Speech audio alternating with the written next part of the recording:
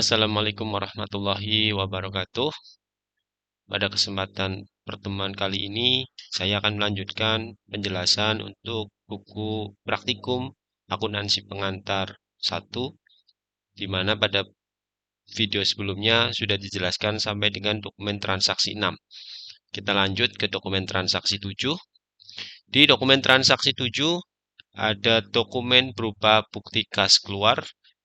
Ketika ada dokumen berupa bukti kas keluar, ini menandakan bahwa Udejito melakukan transaksi pengeluaran kas, di mana keterangannya dibayar kepada PT Ulet Furniture sebesar 5.550.000 untuk pelunasan faktur. Ya, ketika ada keterangan pelunasan faktur,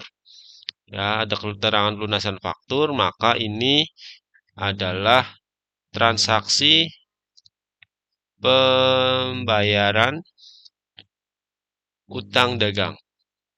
Ya. Jadi diingat-ingat ketika ada bukti kas keluar yang dikeluarkan oleh Udejito, oleh perusahaan kita, kemudian keterangannya adalah pelunasan faktur, maka ini adalah transaksi pembayaran utang dagang.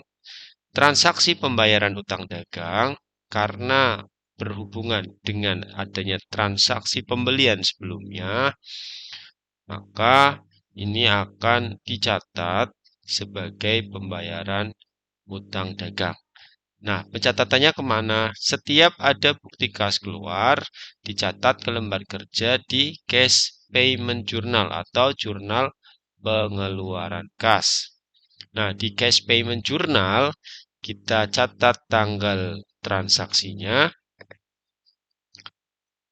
Ya, tadi tanggal 7 Desember ya, kita tuliskan tanggal. Kemudian nomor dokumennya PKK 1203. Ya, PKK 1203. Kemudian description-nya, karena ini adalah pembayaran utang dagang atas transaksi pembelian sebelumnya, maka di kolom description kita isikan dengan nama supplier, yaitu PT Ulet Furniture. Ya, di sini kita isikan PT Ulet Furniture dengan nomor ceknya sesuai keterangan di bukti kas keluar, yaitu BJ003.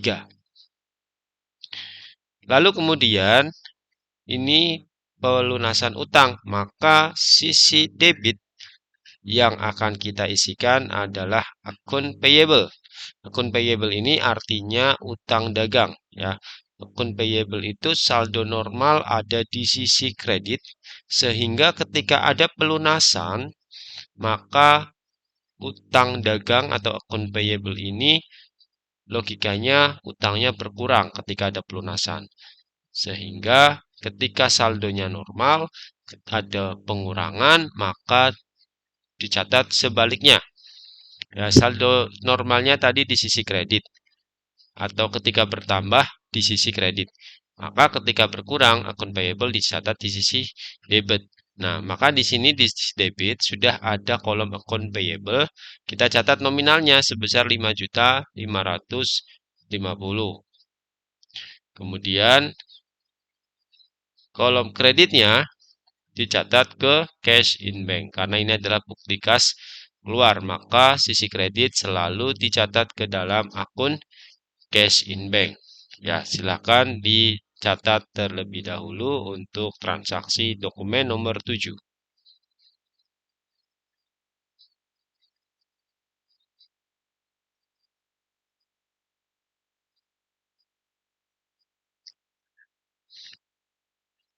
Lanjut ke dokumen transaksi nomor 8. Terdapat dokumen berupa bukti kas masuk. Artinya di sini terjadi transaksi penerimaan kas.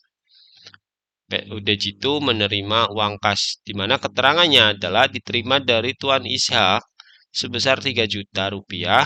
Keterangannya adalah setoran modal dari pemilik. Artinya uang kas yang masuk ini adalah setoran dari pemiliknya. Maka modal pemiliknya akan bertambah. dicatat di transaksi cash receive journal atau jurnal penerimaan kas. Jadi diingat-ingat setiap ada bukti kas masuk selalu dicatat ke cash receive journal. Kita buka cash receive journalnya. Kita catat tanggal transaksinya tanggal 7 Desember. Kemudian nomor dokumennya yaitu PKM 12002 kita catat di kolom dokumen number. Kemudian keterangan atau customer atau akun credited karena ini tidak berhubungan dengan customer. Ya, ini kan tadi ada setoran modal dari pemilik, maka tidak ada hubungannya dengan customer. Di kolom customer diisikan dengan nama akun yang ada di sisi kredit. Oke, kita ingat lagi bahwa modal bertambah. Modal itu akun kelompok nomor 3, di mana saldo normalnya itu ada di sisi kredit. Jadi ketika bertambah juga dicatat ke sisi kredit. Lalu debitnya apa? Setiap ada bukti kas masuk, ya setiap ada bukti kas masuk,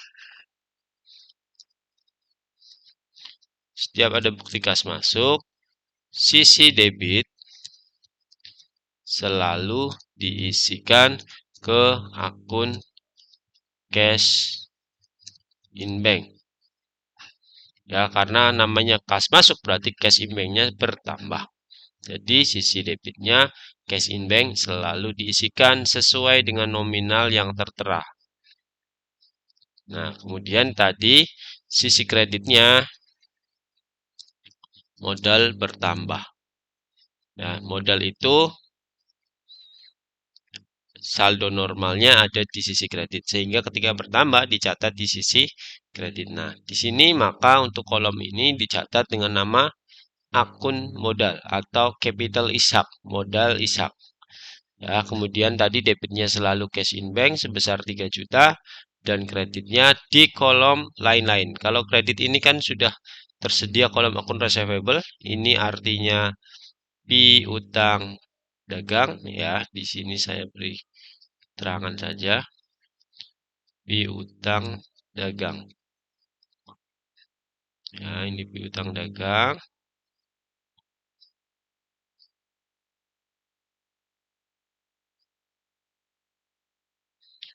Ini piutang dagang, sedangkan kolom other ini ada untuk mencatat akun selain piutang dagang yang akan dicatat ke sisi kredit. Tadi kan sisi kreditnya modal ya, tidak tertera nama kolomnya sehingga kita catat ke kolom other atau kolom lain-lain. Kita cari untuk nomor akun dari modal atau capital ishak di neraca saldo. Di neraca saldo capital ishak. Nah, capital ishak ini nomor akunnya 31100. Ini ya, 31100. Maka kita catat di cash reserve-nya sisi kredit nomor akun dari capital ishak dengan nominal 3 juta rupiah. Ini untuk pencatatan transaksi nomor 8.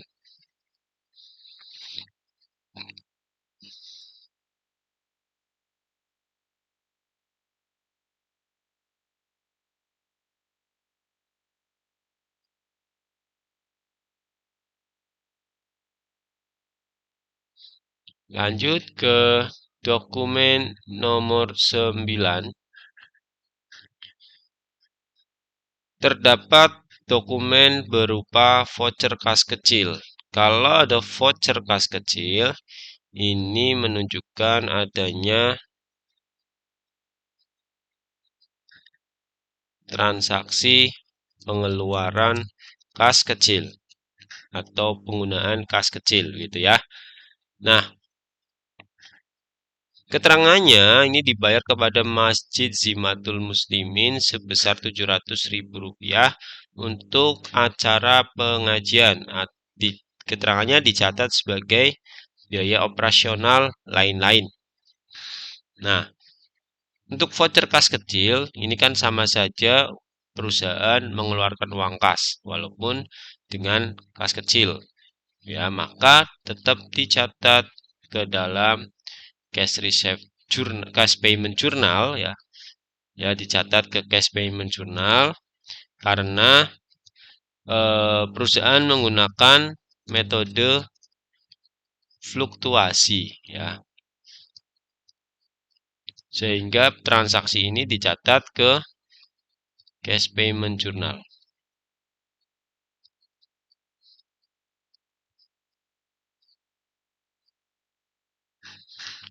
Transaksi pengeluaran kas kecil karena menggunakan metode fluktuasi ya di kebijakan akuntansinya, maka transaksi voucher kas kecil ini dicatat ke cash payment journal.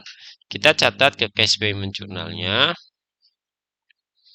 Tanggal transaksinya tanggal 8, kemudian dokumen number. Dokumen numbernya adalah PKK 1203, kita catat ke kolom dokumen number. Kemudian description atau akun debited, karena di sini apa namanya, sisi debitnya adalah dicatat sebagai biaya operasional lain-lain. Oh ya, untuk voucher kas kecil, sisi kredit selalu petty cash. Ya, sehingga kita tinggal mencari sisi debitnya sesuai dengan keterangan yang ada. Keterangannya biaya operasional lain-lain, maka sisi debit adalah biaya operasional lain-lain. Nah, maka di description ini kita isikan dengan nama other operating expense atau biaya operasional lain-lain. Tidak ada nomor cek kalau untuk voucher kas kecil. Ya, ini tidak ada nomor cek. Oh, maaf. Maka sisi debit kita isikan di kolom other untuk akun other operating expense. Kita cari di neraca saldo. Other operating expense ini. Nomor akunnya adalah 1/1700. 1/1700 tadi senilai Rp700.000. Kreditnya diisikan ke kolom petty cash. Nah, silakan diisi dulu.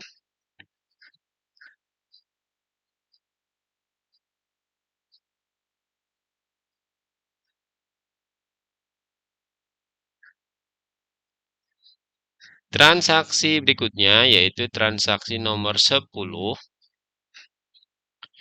Di sini ada dokumen transaksi berupa bukti kas keluar.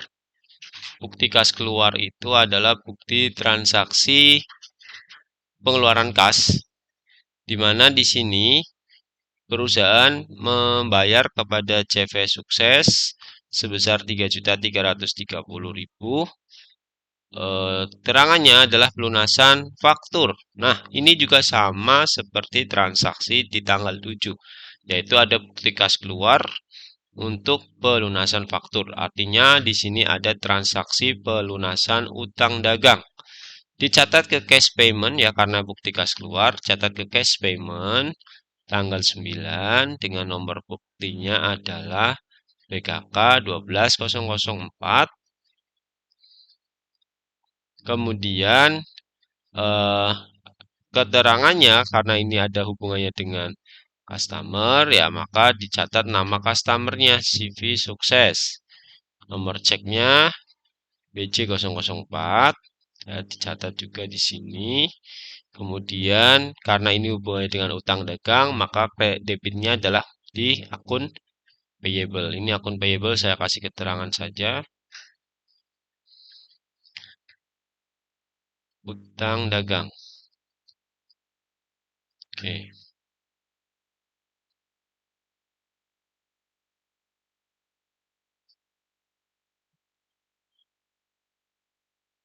Ini utang dagang.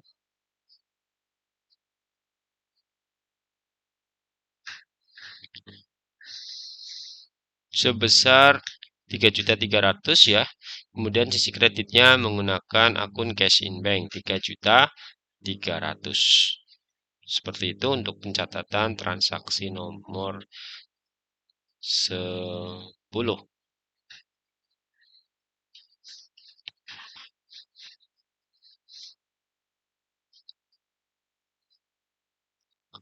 Lanjut ke dokumen transaksi 11. Dokumen transaksi 11 di sini terdapat dokumen faktur penjualan, namun yang mengeluarkan adalah PT Ulet Furniture, ditujukan ke UD Jitu.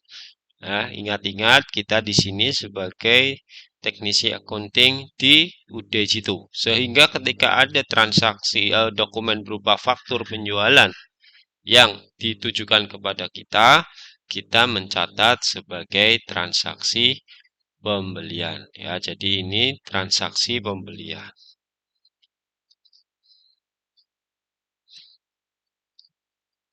Pembelian barang dagang secara kredit. Nah, pembelian barang dagang secara kredit.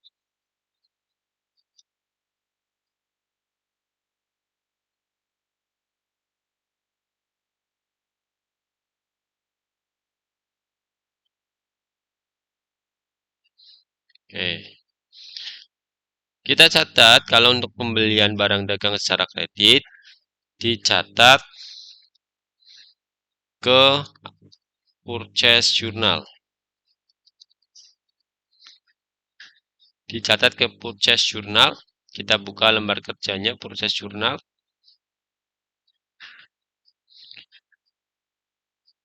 Dicatat terlebih dahulu tanggal transaksinya, tanggal 10 Desember. Dokumen numbernya ini, dokumen number F12010 ya, dicatat di kolom dokumen number. Kemudian nama suppliernya adalah PT Ulet. PT Ulet Furniture. Nah, kalau untuk transaksi pembelian ini atau purchase journal, ini sangat mudah, tinggal memindahkan nominal ya. Dimana kalau di lembar kerjanya sisi debit ada dua akun, merchandise inventory. Merchandise inventory ini artinya persediaan barang dagang.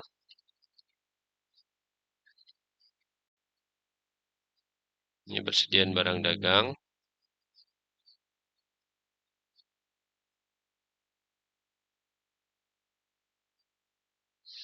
Nah, fed in ini PPN masukkan.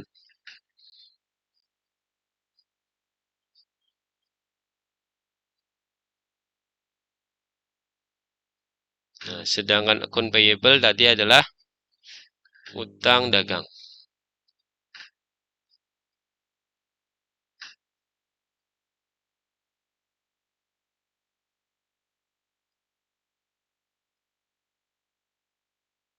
Oke. Merchandise inventory atau persediaan barang dagang diambil dari nominal total harga, yaitu 5 juta. Di sini diisi 5 juta. Fed in selalu dari angka PPN 550.000. Oh, maaf, ini masih 10%. 11% dikali 5 juta. 550.000. Account payable-nya adalah dari jumlah totalnya ini 5.550.000. Nah, gitu cara mengerjakan untuk purchase journal, tinggal memindahkan nominal total harga di merchandise, PPN di fed in, jumlah di account payable.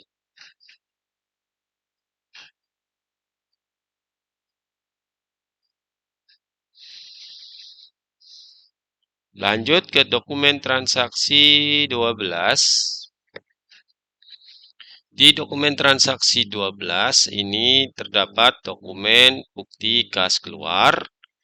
Ya, lagi-lagi untuk catat ke cash payment journal, dibayar kepada kas negara 800.000 untuk pembayaran utang PPN. Ya, ada pembayaran utang PPN.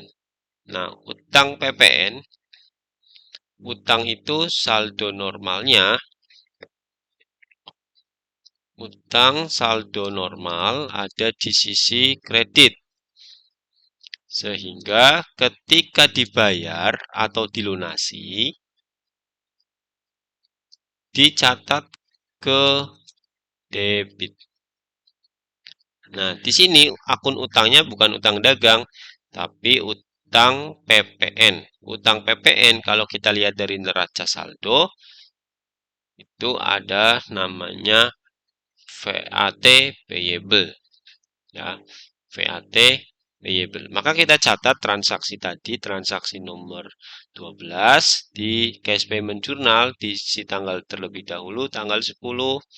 Kemudian dokumen numbernya ini BKK 1205, ya, BKK 1205. Description-nya karena sisi debitnya bukan akun payable, bukan hubungannya dengan customer, maka di sini diisi dengan nama akun tadi, yaitu utang PPN atau PPN VAT payable, ya. VAT payable. Cek numbernya BJ005. Kemudian sisi debitnya bukan utang dagang, tapi utang PPN, maka dicatat di kolom other.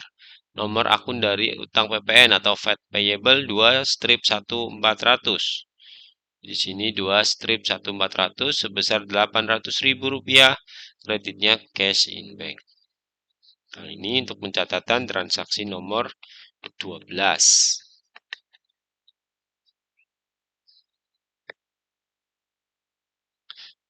Lanjut ke transaksi 13.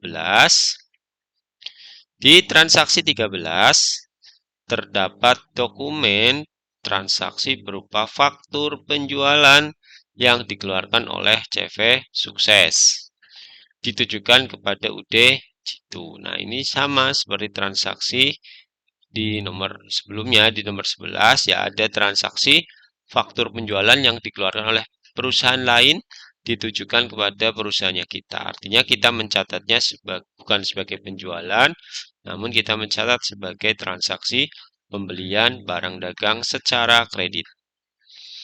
Pembelian barang dagang secara kredit tadi dicatat ke dalam purchase journal. Nah, tinggal memindahkan nominal, total harga, PPN, dan nominal jumlah.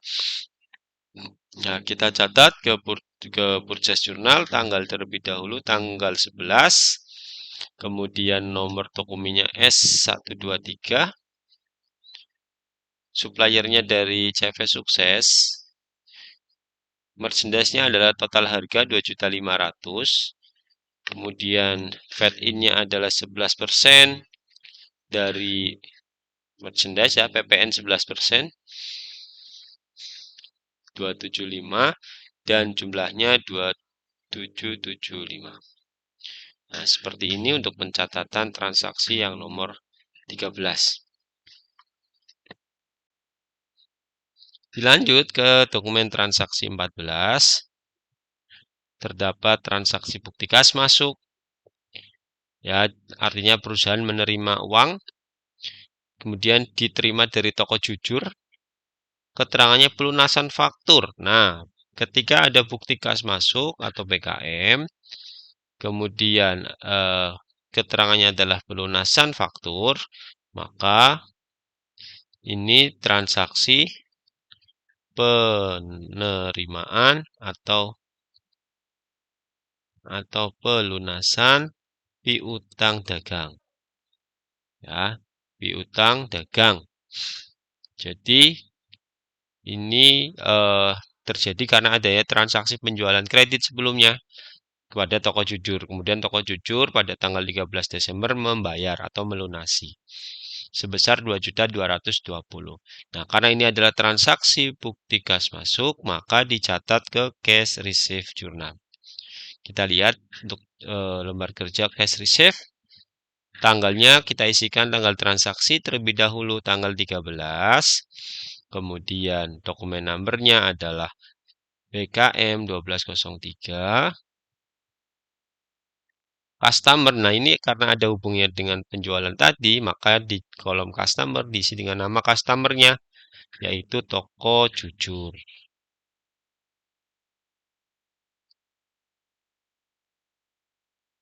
Toko jujur.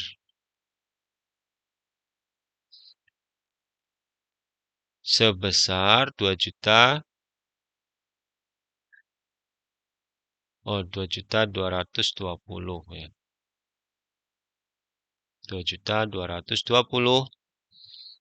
Kemudian kreditnya ke piutang dagang.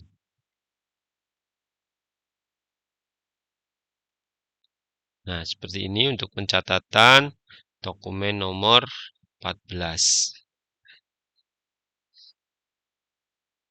Sampai di sini untuk materi video kali ini. Kita akan lanjutkan nanti di video selanjutnya. Mudah-mudahan teman-teman bisa mengikuti dan bisa mengerjakan untuk lembar kerja praktikum di modul praktikumnya. Terima kasih, saya akhiri. Wassalamualaikum warahmatullahi wabarakatuh.